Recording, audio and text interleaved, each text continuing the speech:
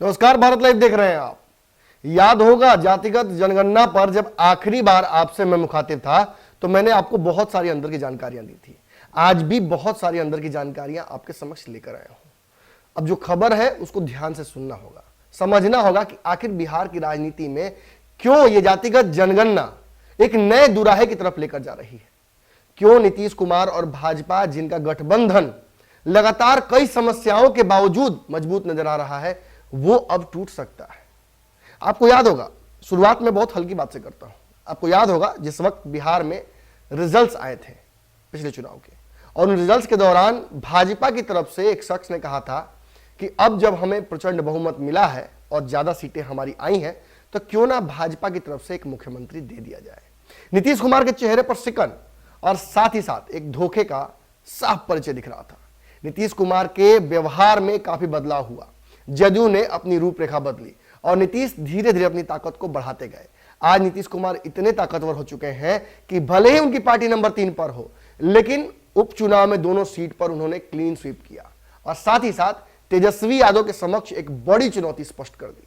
यहां तक कि उन्होंने चिराग पासवान, पप्पू यादव और कांग्रेस जैसी कई पार्टियों को बिहार में अपने ऊपर सवाल खड़ा करने के लिए मजबूर कर दिया। और ऐसी स्थिति में एक बड़ा सवाल यहां यह भी खड़ा होता है कि भाजपा की अब क्या स्थिति होगी।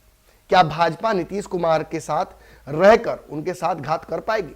क्या भाजपा एकला चलो की रणनीति पर जिस तरीके से बिहार में अपने आप को मजबूत कर रही थी, स्वावलंबी बनाने के लिए आगे बढ़ रही थी, क्या वो उस रास्ते पर सफल हो पाएगी? तो देखिए, पहली बात तो यहां समझ लीजिए, नीतीश कुमार और भाजपा के बीच कोई स्वाभाविक लड़ाई अब नहीं बची है। किसान आंदोलन के साथ ही एक बड़ा मुद्दा नीतीश कुमार के हाथ से निकल गया है, लेकिन फिर भी नीतीश कुमार और भाजपा के बीच एक बहुत महत्वपूर्ण डील होनी बाकी है। आपको याद होगा जातिगत जनगणना पर नीतीश कुमार कैसे गए थे नरेंद्र मोदी के दरवाजे पर और मुलाकात की थी और साथ ही साथ कहा था कि इस देश में ओबीसी का एक बड़ा जनसंख्या है जिसके हक और हकूक के लिए हमें कानून बनाने हैं। हमें उस वोट बैंक को जानना है, हमें जानना है कि कितने लोग हैं जिनके लिए कानून नहीं बन पाए हैं। अब संख्या पता होगी तभी तो उसके लिए कानून बना पाएंगे। कुत्ता बिलाई तक का जनसंख्या को सरकार गिनती है, तो क्यों नहीं आदमियों को गिना जाए, क्यों नहीं जातिगत आधार पर जनगणना पूरे देश में कर ली जाए। लेकिन नीतीश कुमार की ये जो राय है, इस पर जहां विपक्ष के लोग उनके साथ हैं, वहीं भाजपा इससे इत्तेफाक नहीं रखती है। भाजपा ने स्पष्ट कर दिया था, यहां तक कि भाजपा कोर्ट मूव कर गई थी और यह स्पष्ट हो गया था कि नीतीश कुमार की इस बात को भाजपा इस जन्म में तो नहीं मानेगी। बात सीधी भी है, भाजपा अगर मान लेती है तो बिल्ली के गले में घंटी बांधने वाली स्थिति हो जाएगी। भाजपा अपना हाथ कम से कम इस आंच में जलाना नहीं चाहती है। ऐसी स्थिति में क्या होगा? देखिए, आपको याद होगा शीतकालीन सत्र जो हुआ था, हमने आपको बखूबी दिखाया था कि कैसे सदन के अंदर जातिगत जनगणना और शराबबंदी जमकर उठाई गई। लेकिन शराबबंदी जहां धधक रहा है ऊपर ऊपर, वहीं अंडर करंट में चल रहा है जातिगत जनगणना। और नीतीश कुमार बिहार में जातिगत जनगणना जरूर कराएंगे, ऐसा उन्होंने स्पष्ट कर दिया था।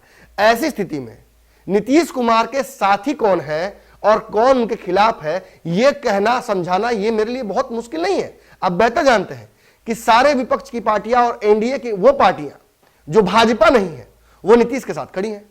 बिहार में अपनी लागत पर अगर नीतीश कुमार जनगणना कराते हैं तो मंत्री जो वीआईपी कोटे के हैं, उन्होंने तो साफ तौर पर कह दिया, आगे बढ़ के मुकेश सहनी ने कहा कि हम दे देंगे करोड़ों रुपए, उसकी चिंता मत कीजिए, लेकिन कराइए। अब चूंकि जातियां जब जान ली जाएंगी, तो आपको मैंने विश्लेषण करके बताया था पंचनामा में कि जातियां अगर हिंदू में डिवाइड होंगी तो कहीं ना कहीं ये वोट बैंक, ये पोलराइजेशन जो हिंदू का है, वो भाजपा नहीं कर पाएगी। तो भाजपा के लिए तो दो तरफा तलवार हो गया ना। एक तरफ जहां भाजपा के वोट बैंक में सेंधमारी होगी, वहीं कहीं ना कहीं भाजपा का हाथ जलेगा ये कानून बनाने से। तो भाजपा तो नहीं करने जा रही है, नीतीश कुमार करेंगे। लेकिन नीतीश कुमार करेंगे तो भाजपा ने एक बहुत बड़ा चेतावनी दे दिया है और ऐलान कर दिया है कि अगर नीतीश करेंगे तो गठबंधन टूटेगा। और इसको लेकर सीधे तौर पर कहूं तो अनुसूचित जाति के भाजपा के प्रदेश अध्यक्ष अजीत चौधरी, जिन्होंने कहा था तब जब सरकार बनी थी कि अब भाजपा का मुख्यमंत्री बिहार में देने का समय आ गया है, उन्होंने फिर से आग लगा दिया। उन्होंने फेसबुक पर लिखा क्या है वो सुनिए।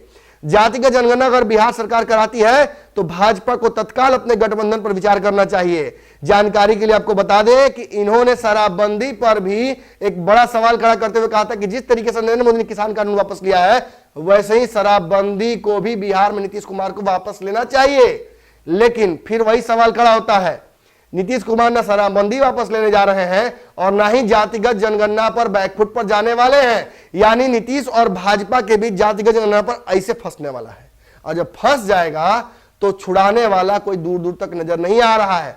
सीधी बात, आप जो सुनना चाहते हैं वो कह देता हूं, जातिगत जनगणना नीतीश और भाजपा के रिश्तों को खत्म करने की कड़ी में आगे बढ़ चुकी है और बहुत जल्दी इस पर से पटाक्षेप होने वाला है। कम से कम बिहार के भाजपा के जो नेता चुप बैठे हुए हैं, उनकी अगर दबी जुबान को सुना जाए तो यह स्पष्ट हो गया है कि शीर्ष नेतृत्व पर दबाव बनाया जा रहा है कि जातिगत जनगणना अगर नीतीश कुमार कराते हैं तो भाजपा गठबंधन तोड़े। अब क्या करेंगे तो आने वाले वक्त में समझ आएगा। लेकिन एक और बड़ी खबर बहुत जबरदस्त मेरे पास आई हुई है, इस खबर को इस खबर के बाद देते हैं।